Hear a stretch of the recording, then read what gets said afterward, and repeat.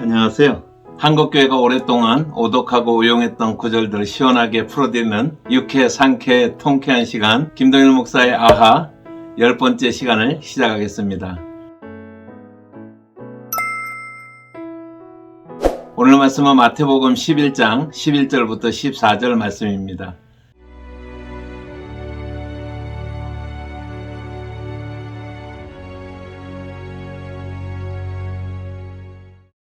내가 진실로 너에게 말하노니 여자가 낳은 자 중에 세례 요한보다 큰 이가 일어남이 없도다. 그러나 천국에서는 극히 작은 자라도 저보다 크니라. 세례 요한의 때부터 지금까지 천국은 침노를 당하나니 침노하는 자는 빼앗느니라. 모든 선지자와 및 율법에 예언한 것이 요한까지니 만일 너희가 즐겨 받을진대 오리라 한 엘리야가 곧 이 사람이니라.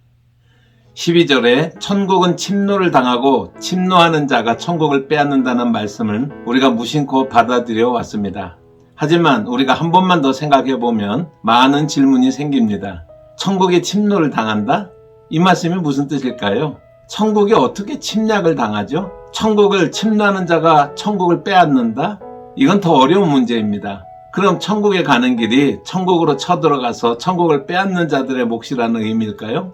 그렇다면 천국을 침략하기 위해서 힘을 길러야 할까요? 아니면 무술이나 검술을 배워야 합니까? 미사일이라도 사야 하나요?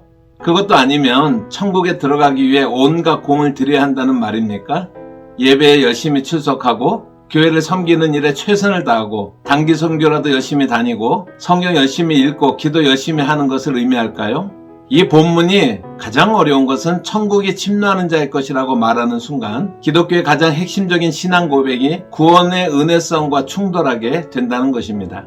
그렇습니다. 우리는 우리의 구원이 결코 우리의 공덕이나 공로에 의한 것이 아니라는 점을 잘 압니다.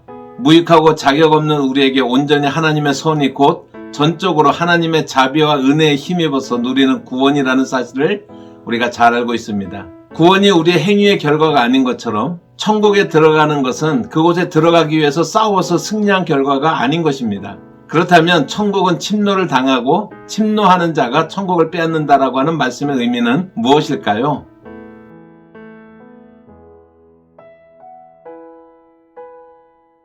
결론을 먼저 말씀드리면 천국은 침노를 당하나니 침노하는 자는 빼앗느니라 라고 하는 말씀은 번역이 좀 잘못된 것입니다.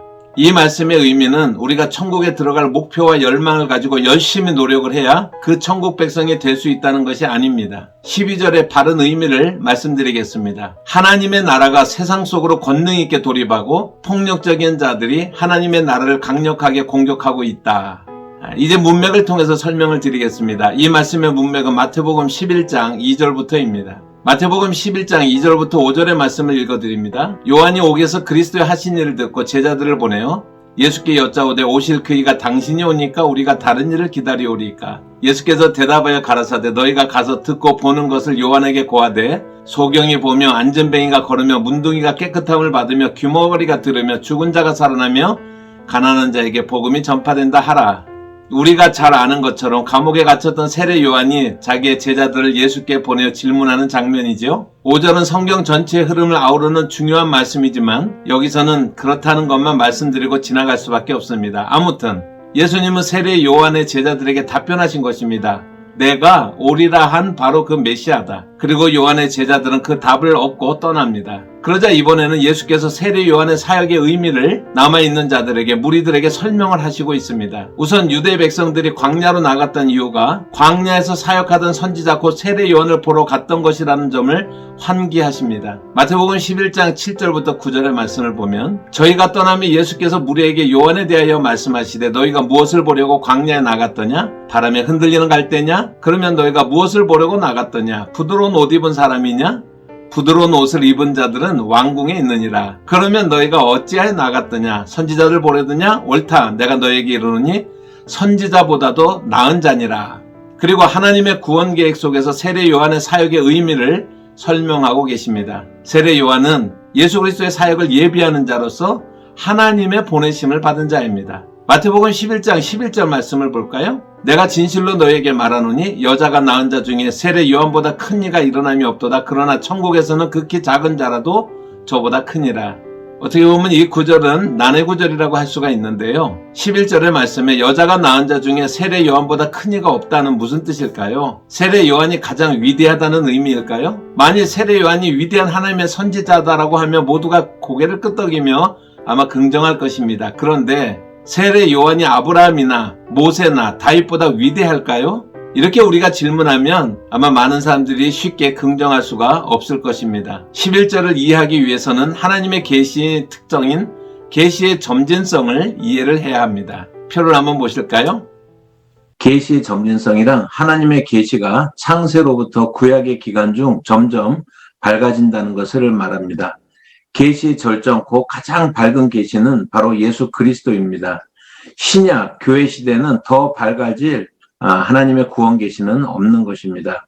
따라서 마태복음 11장 11절에 여자가 낳은 자 중에 세례 요한보다 큰 이가 없다는 예수님의 말씀은 세례 요한이 아브라함이나 모세나 다윗이나 이사야보다 더 위대하다라고 하는 의미가 아니라 구약의 모든 시대를 통틀어서 세례 요한 때 하나님의 구원의 계시의 빛이 가장 환하다는 것을 의미하고 있습니다. 그러니까 세례 요한의 계시가 아브라함 때보다 더 환하다는 것이고요.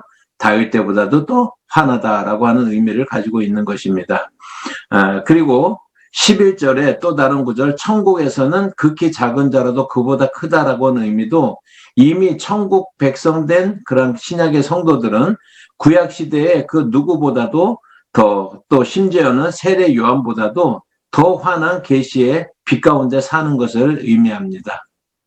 이제 마태복음 11장 12절부터 13절의 의미를 보겠습니다. 세례 요한의 때부터 지금까지 천국은 침노를 당하나니 침노하는 자는 빼앗느니라. 모든 선지자와 및 율법이 예언한 것이 요한까지니 13절에 모든 선지자와 율법이라고 하는 말씀은 유대인의 성경인 타나크 곧 구약성경 전체를 의미합니다. 그러니까 13절은 구약성경 전체가 예언한 것이 세례 요한까지라고 하는 그런 의미가 되는 것입니다. 설명을 좀 드리면 세례 요한의 역할은 하나님의 구원 계시의 절정인 예수 그리스도를 역사의 주인공으로 소개하는 것이었습니다. 예수께서 성육신 하셔서 오셨고 공생의 사역을 시작하십니다. 이제 구약의 모든 언약을 성취하시고 구원의 길을 열어주심으로 우리를 천국 백성으로 삼으실 때가 된 것입니다. 이것이 모든 선지자와 및 율법에 예언한 것이 요한까지라는 말씀의 의미입니다. 그렇습니다. 하나님의 때가 꽉 찼습니다. 하나님의 시간에 세례 요한이 예수의 길을 예비하였고 이제 예수께서 오셔서 사역을 시작하심으로 하나님의 나라가 시작이 되었습니다. 12절이 천국은 침노를 당하고 침노하는 자는 빼앗는다가 아니라라는 것을 말씀을 드렸습니다. 올바른 해석은 하나님의 나라가 세상 속으로 권능 있게 돌입하고 폭력적인 자들이 하나님의 나라를 강력하게 공격하고 있다 하는 것입니다. 이제 그 의미가 분명해집니다. 예수께서 오셨습니다. 마치 보름달이 꽉 찬 것처럼 하나님의 계시의 때 카이로스의 시간이 꽉 찬 것입니다. 그것이 하나님의 나라가 세상 속으로 권능 있게 돌입하는 것의 의미입니다. 이 상황을 잘 알고 있는 사탄과 어둠의 세력들이 총궐기에서 하나님의 나라의 도래를 방해할 것입니다. 심지어 예수를 십자가에 죽이기까지 합니다. 이것이 폭력적인 자들이 하나님의 나라를 강력하게 공격하고 있다라는 말씀의 의미입니다. 그러나 그들은 더 이상 그 폭력적인 자들은 하나님의 나라의 도래를 막아서지 못할 것입니다. 예수를 통한 하나님의 나라는 하나님의 구원 계획이기 때문에 그 누구도 방해를 하거나 막을 수 없는 것입니다. 마치 대나무에 칼을 올려놓고 내리치면 대나무가 쫙 갈라지듯이 그렇게 예수 그리스도를 통한 하나님의 나라가 이제 이 세상 속으로 힘차게 강력하게 들어올 것이다 라고 하는 뜻입니다. 지금까지 마태복음 11장 11절부터 15절의 의미를 살펴보았습니다. 이 구절은 천국이 누구에게 열리는가? 천국이 허약해서 침노를 당한다는 의미가 아닙니다. 그 천국은 그곳에 들어가는 자들이 침략하고 빼앗는 자에게 열려지는 것이 아닙니다. 예수 그리스도께서 오셨다는 것은 이제 하나님의 구원 계시의 성취의 때가 되었음을 의미합니다. 사단이 이것을 방해할 것이지만 결코 성공하지 못할 것입니다. 감사합니다. 다음 주에는 김동일 목사 아하 11번째 시간으로 요한계시록 3장 1절부터 6절 4대 교회 살았다 하는 이름을 가진 죽은 교회에 대해서 설명드리겠습니다. 감사합니다.